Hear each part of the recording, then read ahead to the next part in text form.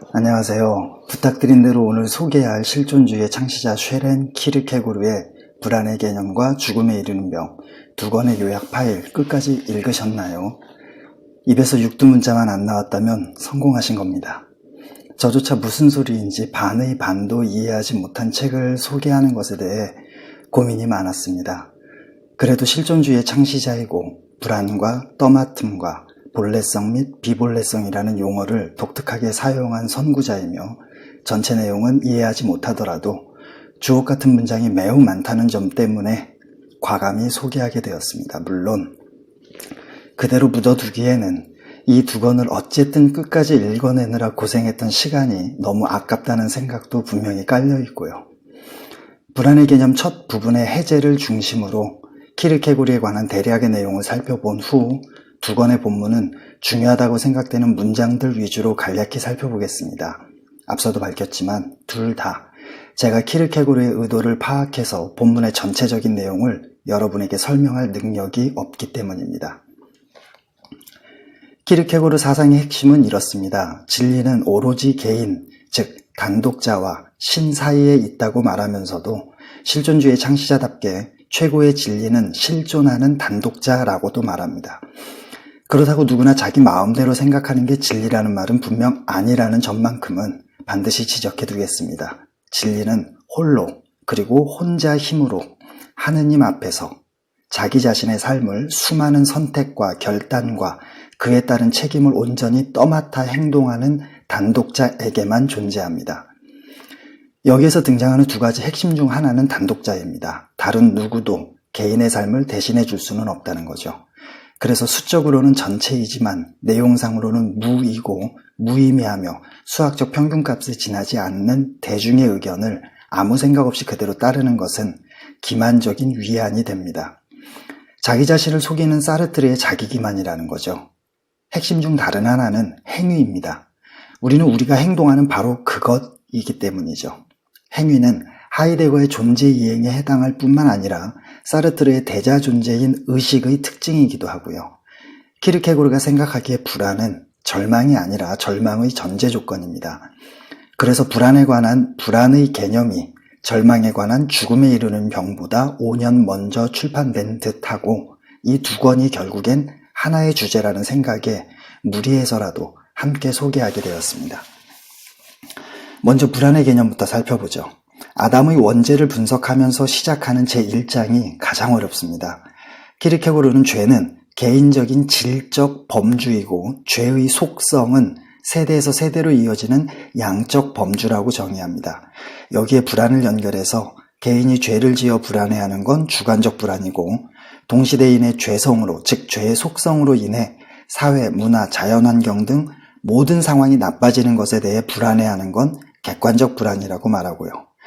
이런 구별 이후로는 등장하지 않지만 다행히도 이것을 통해 죄와 죄성의 개념에 조금은 더 다가갈 수 있으리라 생각됩니다. 선악과를 먹어서는 안 된다는 금지 그 자체가 아담의 마음속에 죄, 즉 위반을 낳았다는 말은 40회 바타이유의 에로티즘에서 이미 살펴본 내용이고 원죄를 하느님을 경외하지 않는 욕망과 동일시하는 즉 인간에게 원죄가 존재한다는 건 인간이 욕망을 가지고 태어난다는 점이라는 말은 키르케고르만의 독특한 해석입니다. 키르케고르는 한나 아렌트의 온전한 사유의 불능성에 해당하는 무지, 즉 무정신을 순진무구함이라고 표현합니다. 불안은 정신이 살아있음의 표시입니다. 따라서 정신의 고통에서 해방되는 가장 확실한 수단은 무정신이 되는 것이죠. 직접적이고 자극적이고 말초적인 것을 의미하는 무정신에는 정신과 함께 불안도 존재하지 않습니다. 불안을 느끼기엔 무정신은 너무나 평화롭고 만족스럽고 안정적이며 소소하게나마 행복하기까지 합니다. 스스로의 자유로운 선택과 결정과 책임을 온전히 대중에게 헌납한 대가로 받은 선물이죠. 죽음에 이르는 병에서 그런 무정신은 개인 자신의 책임이다. 누구나 정신을 잃은 채로 태어나는 건 아니기 때문이라는 게 키르케고르의 확고한 생각입니다. 자유는 선한 것이자 참여하는 행위이고 무정신은 악한 것이자 틀어박힌 폐쇄성입니다. 그래서 무정신에게 스스로의 생각과 선택과 책임을 의미하는 자유는 불안의 원인이 됩니다. 불안은 자유의 현기증이라는 거죠. 폐쇄성은 악한 것이라는 말에 이어서 키르케고르는 악마적인 것은 자기 내부에 자기 자신을 가두는 것이고 그것은 다음에 해야지 하는 게으름으로 알고 싶은 마음 없이 그냥 심심해서 내보이는 단순한 호기심으로 성의 없는 자기 기만으로 남의 불행을 자신의 행운으로 생각하는 비열함으로 타인에 대한 배려가 전혀 없는 거만한 태도로 멀티태스킹이라는 왜곡된 완곡어법으로 열심히 살고 있다는 착각을 들게 하는 얼빠진 분주함으로 나타난다고 울분에 차서 말합니다. 키르케고르가 말하는 정신은 정반합의 변증법처럼 또는 음과 양이 태극을 이루듯 육체와 영혼이, 시간과 영원이, 유한과 무한이 하나로 통합된 겁니다. 동물은 정신적인 존재가 아니기에 불안해하지 않습니다. 무정신의 사람들도 생각이 전혀 없기에 불안해하지 않고요. 정신이 적으면 적을수록 그리고 생각의 폭과 깊이가 얕으면 얕을수록 불안도 역시 그만큼 적고 얕은 법입니다. 한마디로 무뎌진다는, 무감각해진다는 말이죠. 반대로 불안이 크면 클수록 개인이나 사회나 문화는 그만큼의 깊이를 갖게 됩니다. 불안은 자유의 가능성에 대한 기대이기 때문에 개인의 자유가 커지면 커질수록 불안도 그만큼 깊어집니다. 즉, 자유를 얻고자 할 때면 반드시 치러야 할 대가가 불안인 거죠. 그래서 자기는 너무 행복하고 강하기 때문에 아직껏 불안의 불자도 느껴보지 못했다고 자랑하는 사람은 그가 완전히 무정신이기 때문에 감금 상태를 자유로 착각하기 때문에 그럴 수 있는 겁니다. 개인의 생활에서는 불안과 미래의 것이 결합되어 있다고 말합니다. 이걸 하이데거식으로 풀어보면 현존재가 자기 자신의 존재 가능성에 대해 갖는 불안의 마음이 염려라는 말과 같죠. 키르케고르는 갑자기 보통 사람들과 천재를 대비시키는데 각각 하이데거와 사르트르의 타인들과 실존을 떠맡은 현존재를 가리키는 것으로 보입니다. 천재는 불안을 환영한다. 엄숙하게 독배를 든 소크라테스처럼 그는 환영의 말을 하며 불안을 향해 고통스러운 수술이 시작되려 할 때 환자가 의사에게 말하듯이 각오는 되어 있습니다. 라고 말한다. 그러면 불안은 그의 영혼으로 들어가 샅샅이 수색해서 쓸데없는 것들을 그로부터 내몰아 버린 후 마침내 그를 그가 가고자 하는 곳으로 데려다 준다는 문장은 참으로 멋집니다. 불안을 느낀 단독자는 이제 죽음에 이르는 병인 절망으로 한 걸음 더 나아갑니다. 의사의 시선으로 보면 완전히 건강한 사람은 한 명도 없듯이 인간을 진실로 알고 있는 사람의 시선으로 보면 조금도 절망하지 않고 있는 사람 역시 한 명도 없다고 할 수 있습니다. 절망은 보편적입니다. 이때 절망은 죽음을 희망으로 여길 만큼 영원히 죽고 싶은데 죽을 수는 없고 그래서 아무런 희망도 없이 살아야만 한다는 의미입니다. 특정 대상이나 사실에 대한 절망은 그런 실수를 한 자기 자신에 대한 절망으로 옮겨가고 끝내 못난 자기 자신에게서 벗어나고자 하는 것이 절망의 공식이라며 키르케고르는 세 가지 종류의 절망을 말합니다. 첫 번째는 전신마취를 당한 것처럼 자기 자신이 절망하고 있다는 사실조차 알아채지 못한 채 살아가는 무정신의 절망이고 두 번째는 못난 자기 자신이 한없이 싫어서 절대 인정하지 않은 채 외부에서 해결책을 찾으려는 자기 자신이고자 하지 않는 나약함의 절망이며 세 번째는 난 원래 이래 그냥 이렇게 살다 죽을 거니까 내버려둬 라는 생각으로 더욱더 자기 자신 속으로 침잠에 들어가는 자기 자신이고자 하는 오만의 절망입니다. 두 번째와 세 번째는 자기가 절망하고 있다는 사실을 알고 있다는 점에서 첫 번째와 차이가 있습니다. 불안의 개념에 이어 여기에서도 핵심은 정신입니다. 그래서 자기 자신과 삶에 관해 너무도 무지한 탓에 절망의 수중에 몸을 맡겨놓고도 매우 행복하다며 만족하고 사는 첫 번째 무정신의 절망이 가장 심각하고 위험하다고 말하죠. 믿음이나 정신은 나이와 함께 누구나 당연하게 갖게 되는 것이 아닙니다. 그렇게 생각한다면 그것이야말로 믿음이나 정신이 무엇인지를 전혀 알지 못하는 사람이고 인간과 동물이 어떤 면에서 다른지조차도 제대로 알지 못하는 사람이죠. 불안의 개념에서 자유가 커지면 커질수록 자유를 얻고자 할 때 반드시 치러야 할 대가인 불안도 그만큼 깊어지고 불안이 깊어질수록 개인이나 사회나 문화의 깊이도 그만큼 깊어진다고 했습니다. 그 자유가 바로 자기 자신이자 정신이고 그래서 반성이라고 말합니다. 자유, 즉 자기 자신에 대한 의식이 커지면 불안, 즉 절망의 정도도 강해지지만 그만큼 의지도 강해집니다.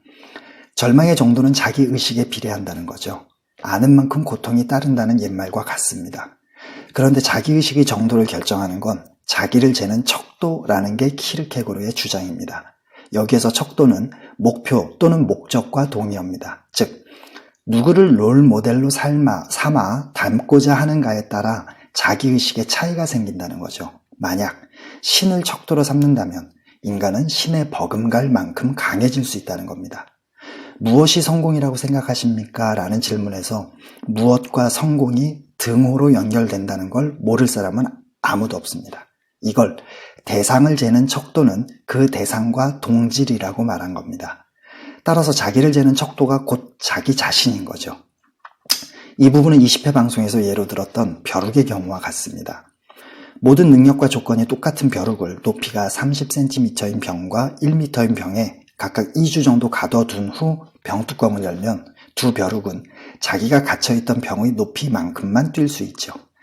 30cm 밖에 뛰지 못하는 벼룩은 재능이 부족해서가 아니라 갇혀있는 동안 수없이 병뚜껑에 부딪히면서 자기의 한계를 30cm라고 스스로 못 박아버렸고 그럼으로써 그 이상의 모든 능력은 사라져버린 겁니다. 40일의 방송에서도 언급했듯이 내가 뭔가를 한 것 같이 너희도 하라는 예수의 말과 내가 예수를 본받는 자가 된 것 같이 너희는 나를 본받는 자가 되라는 사도 바울의 말과도 같고요. 키르케고르는 이런 자기 자신을 진실함으로 대하는 것이 인품, 즉 인격이라고 말하면서 우리에게 모험할 것을 강력하게 권유합니다. 모험하지 않을 때 자기 자신을 무서울 정도로 쉽게 잃어버리게 된다면서 말이죠. 모험이 무엇을 의미하는지는 충분히 짐작하시리라 생각합니다. 결단하라는 것이고 도전하라는 것이며 끊임없이 노력하라는 것이고 자기의 삶을 온전히 떠맡으라는 것이죠. 불안의 개념에서도 언급한 것처럼 자유이자 자기 자신인 우리의 정신은 음과 양이 극과 극이 하나로 통합되어야만 하듯 무한성과 유한성이 필연성과 가능성이 하나로 통합되어야 한다고 강조합니다. 그중 하나라도 결핍되어 있다면 모두 절망에 빠져 있는 상태라는 거죠. 이 책의 주제는 두 가지입니다. 하나는 죽음에 이르는 병은 절망이라는 건데 바로 지금까지 살펴본 내용에 해당하죠. 다른 하나는 절망, 즉 시작 부분에서 언급한 세 가지 종류의 절망 모두 죄라는 겁니다. 그럼 도대체 키르케고르가 생각하는 죄는 무엇인지 지금부터 살펴보죠. 죄는 인간의 의지 속에 있는 것이지 인식 속에 있는 것이 아니다라는 게 죄에 대한 키르케고르의 기본 생각입니다. 이해하지 못하거나 알지 못하는 건 죄가 아닙니다. 알기를 원하지 않거나 알려고 애쓰지 않거나 알았다면 행동으로 옮기는 걸 게을리하는 것이 바로 죄라는 거죠. 알든 모르든 원하지 않고 노력하지 않는 게으름으로 인해 절망의 수중에 몸을 맡긴 채 그냥 되는 대로 살아가는 삶의 방식이 죄의 증대인 동시에 새로운 죄이며 이렇게 죄 속에 머물러 있는 상태가 하나하나의 죄보다 더 나쁜 죄이자 오히려 죄 그 자체라고 강하게 질타합니다.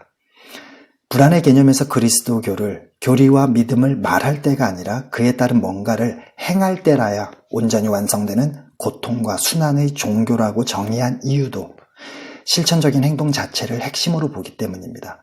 바로 이것이 어떻게든 절망 속에서 빠져나오려는 의지와 행동이 없는 까닭에 세 가지 종류의 절망 모두 죄라고 단언하는 이유이기도 합니다. 그래서 죄란 신 앞에서 절망하는 것이라는 키르케고르의 말은 죄란 신 앞에서 절망하여 지나치게 심해진 나약함 또는 지나치게 심해진 오만이라는 말을 통해서도 알 수 있듯이 두 번째 절망과 세 번째 절망을 가리키는 겁니다. 만약 그렇지 않다면 절망은 절망이라는 병에 걸려본 적이 없다는 것은 최대의 불행이고 그 병에 걸리는 것이 진정한 신의 은혜라고 말할 수 있을 만한 병이라고 말하지 않았겠죠. 따라서 우리는 반드시 단독자로서 신 앞에서 불안에 떨고 절망에 빠져야 합니다. 다만 인간적으로는 절망이 곧 자기 자신의 파멸임을 알지만 그럼에도 불구하고 신은 모든 것이 가능함을, 즉 신을 통한 구원의 가능성을 분명히 끝까지 믿는 믿음을 가지고 있어야 하죠. 이것이 세 가지 종류의 절망과 다른 그리스도교적인 절망이자 절망에 대한 영원히 확실한 해독제라고 말합니다. 이것이 믿음으로 말미암아 구원을 받는다는 에베소서 2장 8절에서 말하는 믿음의 진정한 의미이기도 하고요. 저 또한 19회 방송에서 믿음은 사람이나 직업이 아니라 약속과 약속의 이행이라는 언행일치가 쌓여가는 행위의 관계 속에 있다고 말했습니다. 이런 의미의 믿음을 따라하지 않는 것은 모두 죄입니다.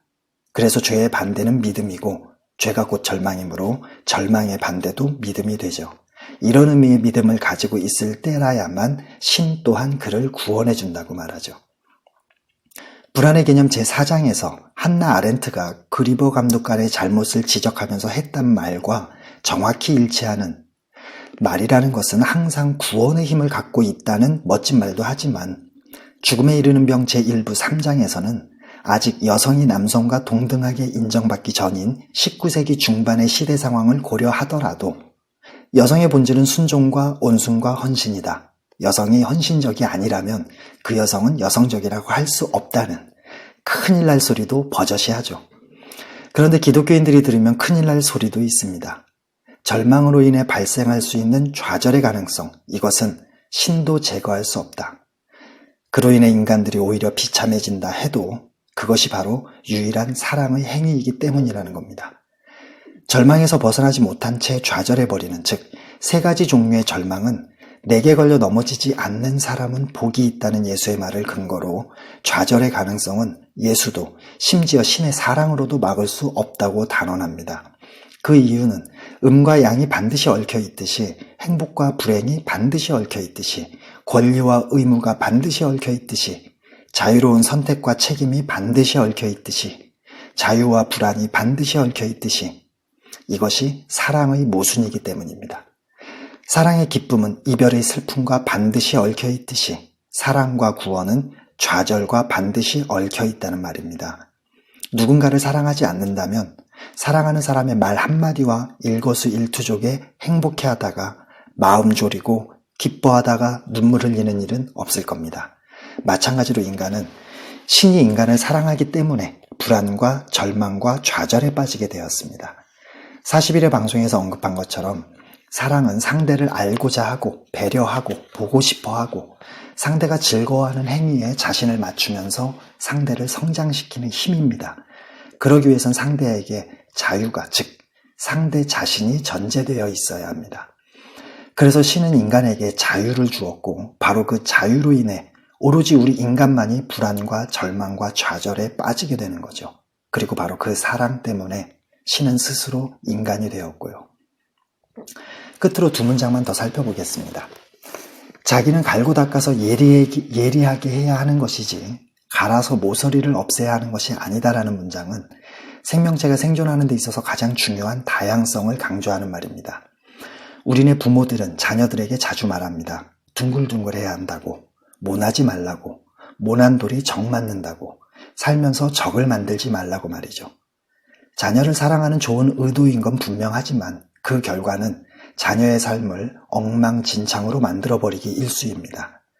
세상에 둥글둥글한 돌밖에 없다면 건물을 지을 수 없습니다. 인류의 조상들은 동물의 살을 찢고 뼈를 발라낼 때 동그란 돌이 아닌 각진 돌, 모난 돌을 선호했고 없으면 깨서라도 만들었습니다. 물론 모난 돌이 정 맞는 법입니다. 그러나 그 이유가 중요하죠. 괜히 정과 망치를 드는 게 아닙니다. 어딘가에 요긴하게 쓸 수 있기에 그럴 만한 가치가 있기에 힘들게 다듬어서라도 사용하려는 겁니다. 모난 돌이 정 맞는 사이 동그란 돌은 석궁의 발길에 차일 뿐입니다. 살면서 적을 만들지 말라는 말도 좋은 말이죠. 하지만 내가 아무리 운전을 조심한다고 해도 중앙선이라는 가장 기본적인 원칙조차 지키지 않고 침범하는 사람과의 충돌은 어찌할 수 없는 법입니다. 세상살이에서 가장 기본적인 원칙조차 지키지 않는 사람과 경우는 셀 수 없습니다. 어쩔 수 없이 적은 만들어집니다. 따라서 자녀에게 이렇게 말해야 합니다.